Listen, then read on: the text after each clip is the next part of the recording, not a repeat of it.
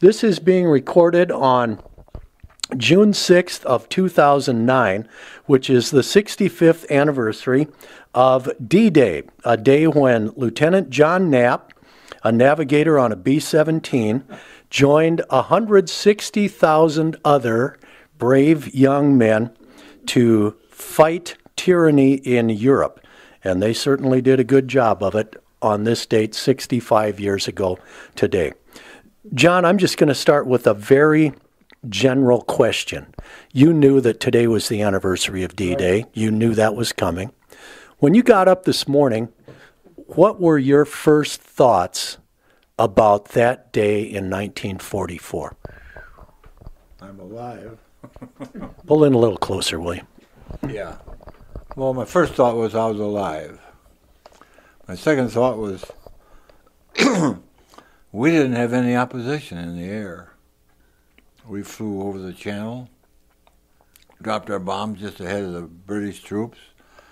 We didn't see any German fighters, and it was a cakewalk, really. Walk us through that morning. Well, let's first back up, I guess, and talk a little bit about the preparations for this. It was basically a surprise for the Germans, and I can't imagine how they did that with 160,000 people and actually take the Germans by surprise in Normandy. And I think they thought that they were going to land in Calais, right? That's right. What were they telling you guys before that? Nothing. The sergeant came to our barracks, got me up at 3:30 in the morning for breakfast, and then we had orders to come to the S2 briefing room. And when I got to the S2 briefing room, MP asked me to see my identification. That was the first sign that I saw of maybe this is a big mission. Then when we walked in the briefing room, I could see the S2 briefing room, that's Air Force and Air Corps Intelligence. They had a big map of Europe on the wall that was probably about 20 feet high and 30 feet wide.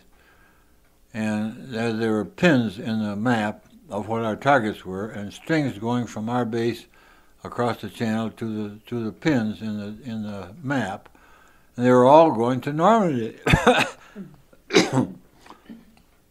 So the colonel said, our Colonel Jeff said, "You will not leave this room until you fly." Prior to this, you weren't exactly a rookie. You were an experienced and very seasoned combat navigator. You had flown several missions, bombing missions over Germany. That's right. But you knew that this was the big one because of all of the security and just the general tone of your commanders? When I saw all the pins in Normandy, I knew this was D-Day. And the colonel said, "This is a secret. You can't tell anybody till you get in the air." So, so I knew the target, and the pilots knew the target, but nobody else knew it. The gunners didn't know it. Dad, when you say all the pins went to Normandy, you were at Thorpe Abbotts. Yes. Where were all the other pins coming from? Well, the pins were at the target site on Normandy. But where did they originate? At Thorpe Abbotts. All of them. No, just ours. Okay, were there other bases where lines were coming from? Oh yes. Okay, so can you talk us through that? How many lines went from England, just roughly? Oh boy, there probably were 20 bases of B-17s, and only part of them had pins and white lines that we knew about. We were a group of several groups. We had on our tail was D, a square D, and all those A, B, C, D had squares on their tail. We were together to head for the shore, but our target was just ahead of the British landing. The other guys were to the right and to the left. When you took off in the pre-dawn hours of June 6, 1944, you had no idea that you would be unopposed in this, that you would not be met with very furious opposition. You had no idea of that, did you? That's right. We had no idea that we would have no opposition. The colonel told us that this was D-Day, and the Germans were ready for us, and they probably would put up terrific opposition, but they didn't. We wondered, where are the Nazis? There was some flak, but no fighters whatsoever. We flew over the beach, dropped our bombs, went farther into France, and then turned to the right and came back to England. No opposition. We fooled them. We fooled the Germans completely. Dad, how many aircraft were involved in this event? Oh. The total aircraft probably was 2,000 or 3,000. In our group, in my group, there were 27. And we had fighter escort around us. So we weren't concerned about the Jerry's anyway. As you flew over the channel in the darkness, could you see all of those thousands of ships that were heading that direction? And if so, what did that look like? Describe that. By the time we took off, it was daylight. Because it was in June, so the daylight was early. We took off from our base. We would fly around a radio station until we got all 27 planes lined up. You know, we flew in groups of three. It'd be 3 leaders, and then 3 and 3 and 3 and 3 in a V shape. And we did that because we could concentrate our firepower. And we weren't far apart.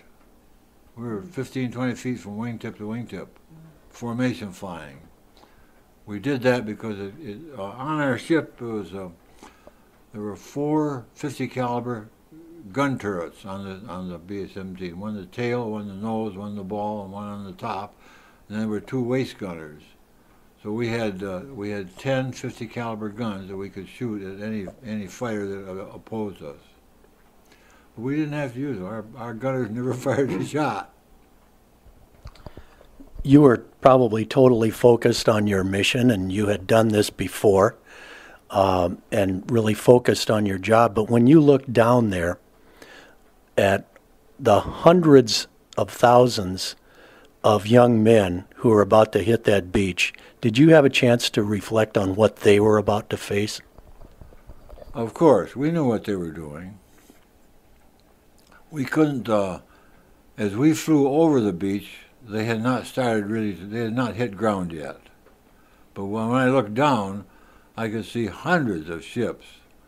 I could see battleships, I could see supply ships, I could see these little landing craft full of men. We could see all those. I have a picture, which Marcia has, that shows that. There were just hundreds of boats. I'd never seen so many ships in one place. And the thing that worried me the most was here we were out over the channel, and we had to open our bomb bays over the men.